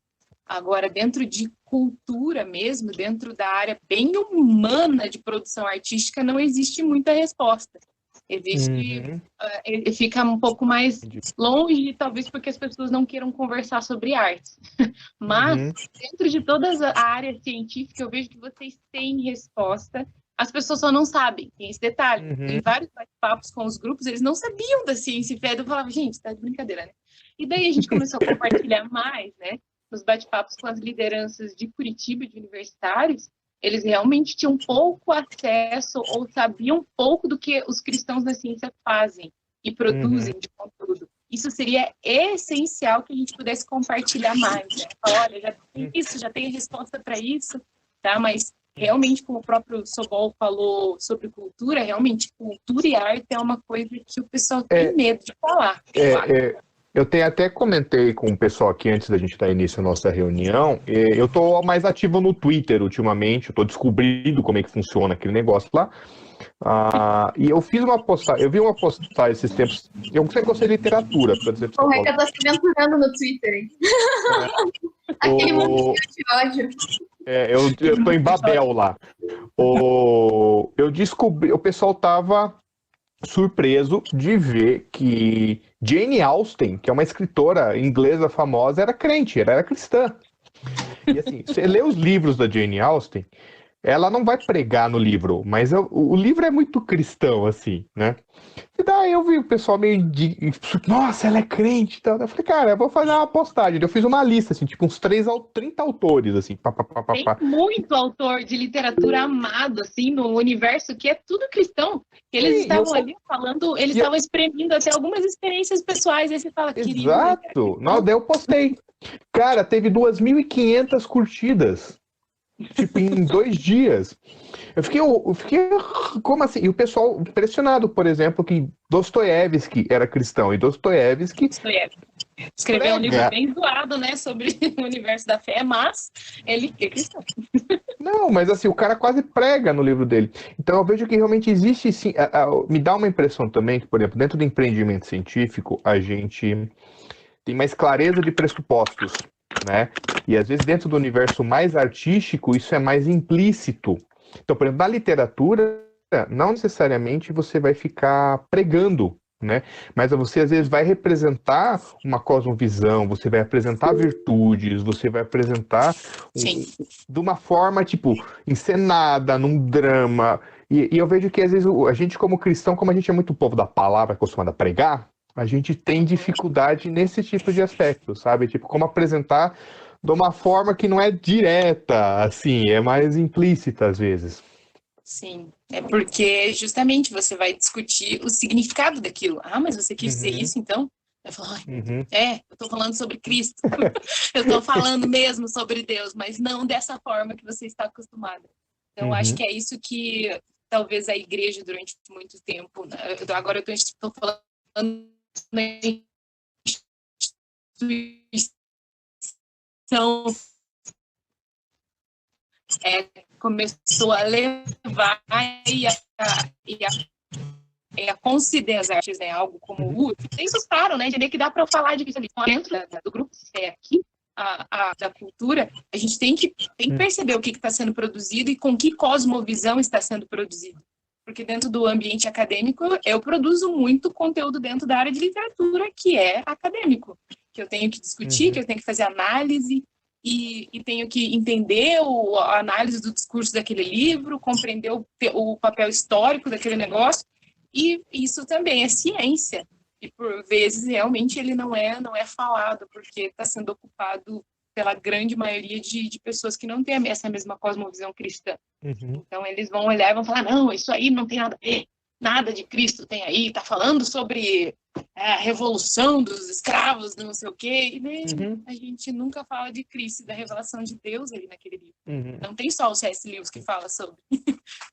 Sim. Mas ele foi o cara que mais deixou escancarado. Não é só eu, gente. Sim, é a metodologia dele, né? Bacana. Então, eu diria isso. Não sei se vocês querem mais alguma pergunta dentro da BC2. Eu diria que tudo que vocês já têm falado provavelmente precisa, sim, de maior divulgação nas universidades, de vocês estarem até presentes em alguns grupos, seria muito interessante isso, tá? Mas lá, falar, galera, a gente tem uma resposta para isso aí, ó, tá aqui, só acessar, tá lá. E para que outros bate-papos relacionados aos problemas atuais do ambiente universitário, como a própria produção de conteúdo em trocentas cosmovisões, que a gente pudesse bater papo sobre isso mesmo.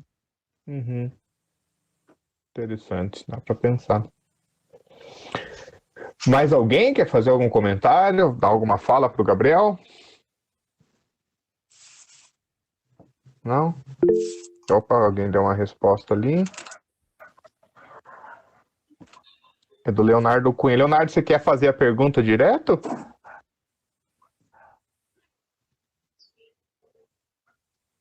Ah, Achei interessante esse posicionamento ali sobre, tá, mas isso serve para alguma coisa para evangelismo. A gente, como filhos de Deus, realmente, eu não penso só no evangelismo, eu penso na glória de Deus. A gente faz evangelismo, a gente faz, enfim, a gente cria relacionamento de forma intencional com as pessoas para falar de Cristo, mas o objetivo é glorificar Ele. Entende? Se toda hora a gente pensar em resultado, daí vamos nos tornar, sei lá, mercenários das almas aí, mas o objetivo é falar, é manifestar a glória de Deus, entende? Tudo que a gente faz manifesta a glória de Deus, se a gente é filho de Deus. E a impressão que eu tenho é que quando você cria algum projeto cultural ou artístico que é por um fim utilitário, se você cria uma peça de teatro só para evangelizar, aquilo não tem um impacto genuíno, porque as pessoas sentem que aquilo não é arte. As pessoas não são ingênuas, elas sentem isso. E ela não é algo que é duradouro na cultura, né? Não é algo que finca raízes no espaço cultural. Agora, se você pega obras que realmente é feito para a glória de Deus, mas digamos, é uma expressão genuína da arte, né? Aquilo fica. Você pega, sei lá, os escritores, músicos, isso fica impregnado, a coisa não morre. Certo, gente? Mais alguma colocação? Oscar, Sobol, Diego? Eu estou plenamente satisfeito com tudo que eu ouvi hoje. Tá digerindo tudo? Eu estou plenamente satisfeito e extremamente maravilhado. Extremamente maravilhado. Excelente expressão. Vou adicionar aqui o meu. Rasgam, né? Eu vou fazer um comentário final, então, e daí acho que o Diego já pode encerrar. Cara, Perfeito. eu acho que você faz o comentário, Bruno, e já faz a oração já na sequência. Beleza. O que eu ia comentar, Gabriel, é que assim, eu conheço você há muitos anos, né? Então a gente já viajou junto, já passou por poucas e boas, e eu a gente já... Eu fico muito feliz mesmo.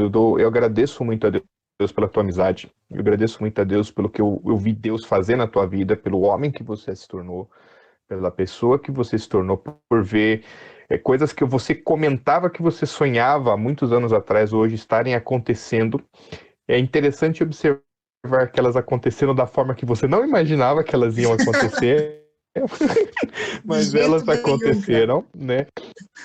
Tudo que você... Eu lembro muito engraçado que tudo que você planejou, já tinha arquitetado 30 anos no futuro, não foi daquele jeito, mas Deus honrou a sua vida de uma forma que fez... Tudo está acontecendo, mas de uma forma que é melhor, que é mais sábia, que é mais duradoura, que está tendo impactos, né? Então eu sei que hoje você está colhendo frutos de coisas que você chorou durante muitos anos, né? Então eu louvo a Deus por isso. Você mesmo aqui já viu testemunhos do impacto que isso tem. E eu acho que isso, digamos, são fundamentos que você... Eu acho assim, já é fruto de coisas que você já passou. Mas eu acho que são fundamentos que você está lançando para coisas maiores ainda, né? Então, a gente ora a Deus para que Ele continue te capacitando, continue te dando estratégia, né? Você sempre foi uma pessoa de visão, de estratégia, então que Ele continue realmente te capacitando nisso. Uma coisa que eu louvo muito a Deus também é ver que Ele te ensinou a esperar mais nele, né? Sempre as pessoas que foram... Eu sei porque eu sofro desse mal também. A gente que é às vezes muito engajado nas coisas, a gente quer fazer acontecer, né? A gente quer construir, a gente quer consolidar, e às vezes a gente precisa ver mais Deus agindo por outras formas e ver as coisas sendo criadas. E é interessante porque você vê que é Deus que está fazendo mesmo, porque não fui eu que fiz aquilo lá, né? Tipo, não fui eu que fiz isso aí, cara. Isso aí brotou, né? Enfim. Mas eu louvo a Deus por isso mesmo, cara. Eu vejo esse livro, ele é fruto de um sonho, ele é fruto de muitas lágrimas também, mas ele é fruto de um sonho e eu fico feliz de poder fazer parte da tua história, né?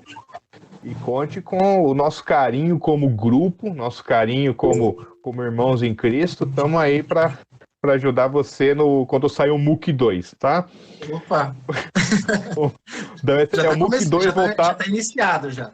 Eu imagino, vai vir o MOOC 2, voltados para mestrandos e professores universitários, né? Então, vejo que as profetas. Mas amém. Amém, recebo. Amém, irmãos. Vamos orar? Querido Deus, e te agradecemos pela vida do Gabriel, te agradecemos por tudo que o Senhor fez com ele, por todo o trajeto da vida dele, por todas as experiências que ele passou, as vivências que ele teve, que o trouxeram até aqui, os trouxeram até onde ele está hoje. Te louvo pela sabedoria que o Senhor deu, pela habilidade de comunicação, de acessar os jovens, de acessar cristãos às vezes menos instruídos ou não tão familiarizados com a linguagem mais especializada.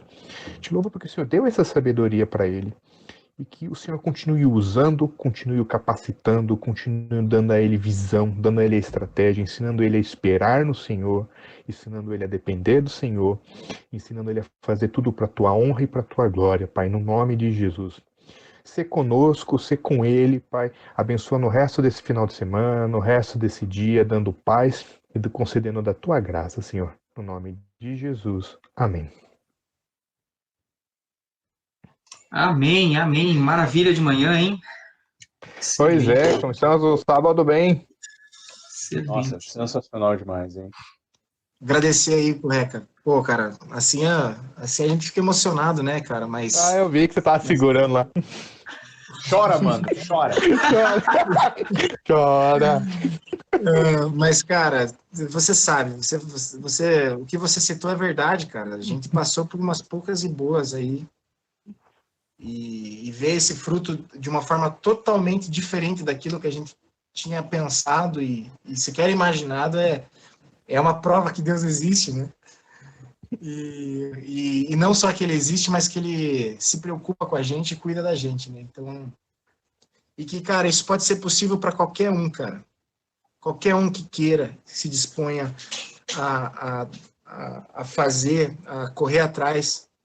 Cara, tem todo um universo de possibilidades com Deus que dá para viver. E conhecer a Deus também, ou faces, visões da face de Deus que a gente não conheceria se fosse só dentro da igreja ou só dentro de casa, mas poder, às vezes, ficar bobo com a presença e com a glória de Deus por meio da ciência, por meio dos relacionamentos, etc. E glória a Deus por vocês, cara, porque a ABC2, nos meus dias mais darks aí, foi um suporte emocional, de amizade, assim, que olha, foi muito bom para eu não dar uma pipocada e não dar uma surtada, viu? O Reca só dá risada e fica lembrando. É para todos nós, tipo, a vontade de ter correndo. Né? Tipo, o ABC2 salva a gente. Eu acabei de dar um grito aqui, eu imaginei que o Marco tirou uma foto e já fez uma figurinha, mas tudo bem. Glória a Deus, gente. Certo? Vamos encerrar por aqui? Ninguém quer ir embora, né? Tô vendo. Não, tá muito bom aqui, né? Eu tô com saudade. Tá batendo a fome. Tô com saudade da comilança também, do sábado de manhã. Verdade. Com certeza. Olha, eu já cheguei a pensar que o nosso próximo o encontro de retorno da BC2 tem que ser um churrasco, gente. Porque Concordo plenamente. Tem que passa.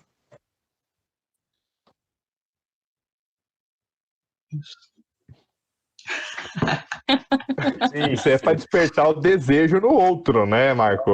Ó, fica uma dica aí para um encontro de retorno. Vamos fazer um daqueles cafés coloniais, né? Que daí você chega de manhã e fica comendo até 4 horas da tarde, até a comida sair pro olho. Assim. Olha, isso é uma boa também. Tem uns lá no centro que dá para marcar.